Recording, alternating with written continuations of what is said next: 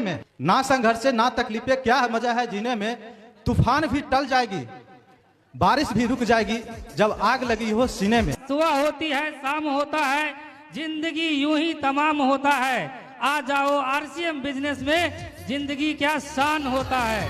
RCM अभियान है नए भारत का अभियान, और इस नए भारत के अभियान के हम लोग सच्चे सिपाही हैं। और हम लोगों के ऊपर एक बहुत बड़ी जिम्मेवारी है। इस देश के अंदर जो बीमारी, बेरोजगारी और भ्रष्टाचारी है, उसको मिटाने के लिए जोश नहीं जिस जीवन में, इंसान नहीं वो पत्थर है। पत्थर की क्या बात करूं, वो तो मुर्दों से भी बदतर है। मैं भूतपूर्व सैनिक रामस्वरूप यादव। साथियों, मैं बार बार बोलता हूं कि लड़ाई के मैदान में कोई बूढ़ा नहीं होता है और सीखने के लिए कोई उम्र नहीं होता है। और इस सिस्टम में कोई अपना मन से नहीं आता है। मुझे भी फंसाया गया। ये बिजनेस दूरदृष्टि का है। मंजिलें उन्हें मिलते हैं जिनके सपनों में जान होते हैं।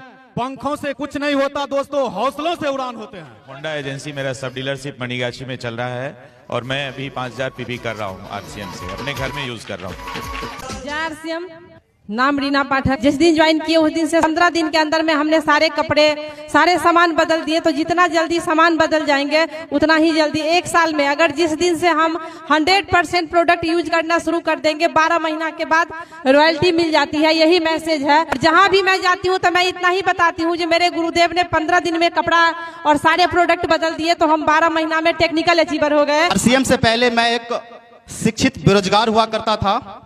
आरसीएम में आने के बाद मुझे एक छोटी सी जॉब भी लगी। मैं अभी राशन विक्रेता डीलर साहब भी हूं और साथ में आरसीएम बिजनेस से रॉयल्टी अचीवर भी हूं। आरसीएम में आने के बाद जिंदगी जीने का सही मकसद पता चला। कुछ चीजें ऐसी होती है वो एक प्लेटफॉर्म पर मिलता है, वो है आरसीएम। पेशे से LIC एजेंट हूं और इस खूबसूरत सिस्टम को पिछले 11 सालों से जी रहा हूं। बहुत आनंद आ रहा है। और अपना इनकम की अगर मैं बात करूं तो पहला इनकम 512 रुपया अकाउंट में आया था। Highest income 1,11,000, total income 30 lakh से ज्यादा अभी तक आ चुके हैं सर। मैं भी जब इस सिस्टम को ज्वाइन किया था तो सिर्फ और सिर्फ सामान खरीदने के पर्पज से ज्वाइन किया था, लेकिन लगातार जब इस संगत में मैं आया तो मुझे ऐसा लगा कि यहाँ पे रॉयल्टी जैसा खूबसूरत इनकम मिलता है। और बहुत सारे रॉयल्टी अचीवर को हमने देखा, बहुत सारे साथियों को देखा जो वहां पे पहुंच चुके हैं। बहुत सारे टेक्निकल अचीवर से मुझे मिलने का सौभाग्य मिला और वहां से मेरे मन में भी एक विश्वास जगा इस मीटिंग में आकर के कि नहीं, मुझे भी रॉयल्टी जाना है। मेरा जो इस बिजनेस में आना और मेरा जो इस बिजनेस में टिकना, मेरा जो इस बिजनेस में काम करना, मेरा जो इस बिजनेस का सफर, ये सब कुछ केवल और केवल रॉयल्टी के लिए था। किस चीज के लिए था? रॉयल्टी के लिए। आज बहुत सारे साथी कहते हैं कि सर मेरी बात लोग नहीं सुनते, लोग नहीं मानते। लोग साथियों इसलिए बात नहीं सुन रहे हैं क्योंकि आप रॉयल्टी की बात तो करते ही नहीं है। आप बात करते हैं छूट की, आप बात करते हैं स्वास्थ्य की। भैया स्वास्थ्य से मतलब रहता लोगों को तो लोग खैनी खाते क्या? तो इसका मतलब साफ है कि मतलब स्वास्थ्य से नहीं है और छूट से भी मतलब नहीं है कि हम उन्हें रॉयल्टी की बात बताएं। अगर हम उन्हें ये बताएं कि खाते खाते जब आप इस दुनिया से जाएंगे तो करोड़ों अरबों रुपए की विरासत को छोड़ के जाएंगे, लोग सोचेंगे कि नहीं मुझे करना चाहिए। क्योंकि विरासत छोड़ना सबको अच्छा लगता है। सबको अच्छा लगता है कि उनका नाम सफेद कागज के ऊपर में काले अक्षरों से लिखा जाए। ये सबकी चाहत होती है और ये तब होगी जब आपके घर में रॉयल्टी रूपी इनकम आएगी। रॉयल्टी साथियों अब तक केवल 3 तरह के लोगों को मिलती थी। गायक को रॉयल्टी मिलती थी, एक बार गाना गाते थे और उनका गाना जब जब बजता था, जब जब चलता था, तब तब उनके घर में रॉयल्टी आती थी। लेखक को रॉयल्टी आती थी, जिनका किताब बिकता था, किताब छपता था, तो उनके घर में रॉयल्टी आती थी। और रॉयल्टी आती थी वैज्ञानिक के घर में, जो एक बार आविष्कार करते थे और उसके बदले उनके घर में जिंदगी भर रॉयल्टी आती थी। जब मुझे पता चला कि इसमें से हम सामान खाएंगे और हम जितने लोगों को बताएंगे उससे जब मेरी रॉयल्टी आनी शुरू होगी तो ये रॉयल्टी मेरे बच्चों बच्चों बच्चों और बच्चे के बच्चे को भी रॉयल्टी आएगी। तब मैंने इसको दिल से करना शुरू किया। सर ने बोला कि कपड़े बदलने हैं तो कपड़े बदले।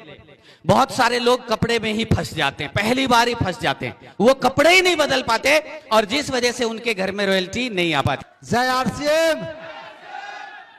अभी हम सब लोगों को पाठक जी रॉयल्टी अचीवर से मिलवा रहे थे। देखिए जब कोई भी व्यक्ति इस बिजनेस को ज्वाइन करते हैं और काम करने के लिए तैयार होते हैं, ये वही वो चीज है जिसके लिए हम काम करते हैं और जिसका नाम है रॉयल्टी अचीवर। हेलो, जानना चाहेंगे ये रॉयल्टी अचीवर क्या चीज है? जिसके लिए कहा जाता है कि काम करो एक बार और पैसा आए, काम करो एक बार और पैसा आए बार बार। दोस्तों, मेरा नाम गोपाल चौधरी है, एक साधारण किसान परिवार से हूं। 2004 ईस्वी में मुझे इस सिस्टम के बारे में बताया गया। जैसा कि अभी बलराम सर ने आपको बताया कि खरीदारी हम पहले से करते आ रहे हैं, बस खरीदारी करने का तरीका बदलना है। क्या बदलना है साहब? खरीदारी करने का क्या बदलना है? तरीका बदलना है। अब ये छोटी सी बात है और ये बड़ी सी भी बात है। जिसको समझ में आ जाता है उसके लिए छोटी बात है और जिसको समझ में नहीं आता उसके लिए बड़ी बात है।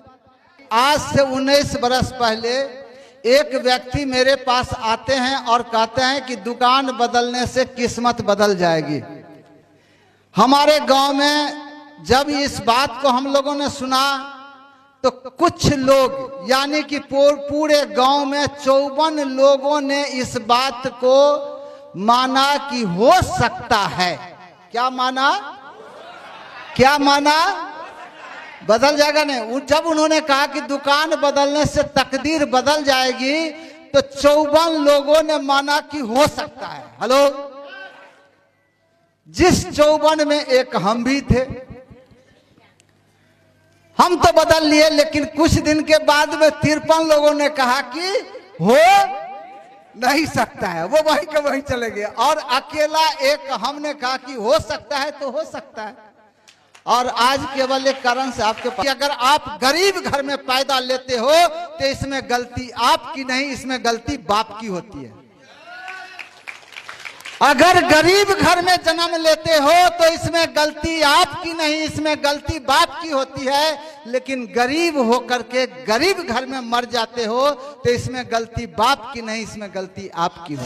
ये एक ऐसा प्लेटफॉर्म है जिस प्लेटफॉर्म पर आकर के लाखों लोगों की जिंदगी बदली है, लाखों लोगों की तकदीर बदली है, लाखों लोगों की तस्वीर बदली है। लेकिन उसी की तकदीर बदलती है, उसी की तस्वीर बदलती है जो इस बात को मानता है।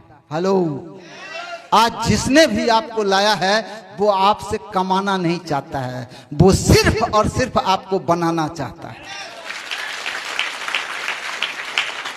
अगर आज आप यहाँ पर आ गए हैं, गलती से आ गए हैं, किसी के कहने से आ गए हैं, किसी के दबाव में आ गए हैं, किसी के प्रभाव में आ गए हैं, तो मैं आपको एक बात कहना चाहता हूं कि आप यहां पर अपने मर्जी से नहीं आए हैं, आज ऊपर वाले की मर्जी से आए हैं। कहा जाता है कि इस दुनिया में एक पत्ता भी हिलता है तो ऊपर वाले के मर्जी के बगैर नहीं मिलता है, कि शब्दों से आदमी की जिंदगी बदलती है।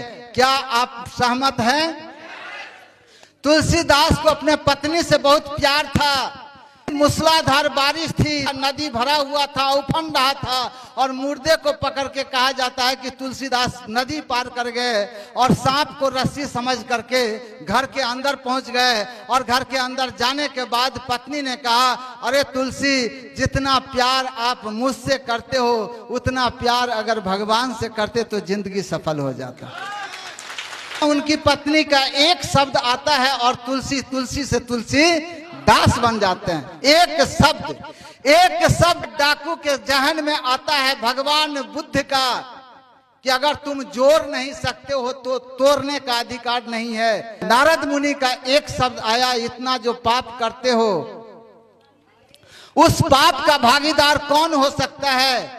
परिवार से जाकर के पूछा, परिवार ने कहा कि हम तुम्हारी पत्नी है, कैसे खिलाना है ये तुम जानो, मुझे तो केवल खाना है, तुम्हारे पाप का भागीदार हम नहीं बनेंगे। और एक शब्द रत्नाकर डाकू के जिंदगी में आमूल चूल परिवर्तन किया और रत्नाकर डाकू से वो वाल्मीकि बन गए। एक शब्द। दोस्त, यहाँ भी आज जहाँ पर आप आए हैं, एक शब्द आपके जिंदगी के टर्निंग पॉइंट बन सकता है। इसलिए आज इस कार्यक्रम को खुले मन से आपको देखना है। क्या आप तैयार हैं? जिंदगी के अंदर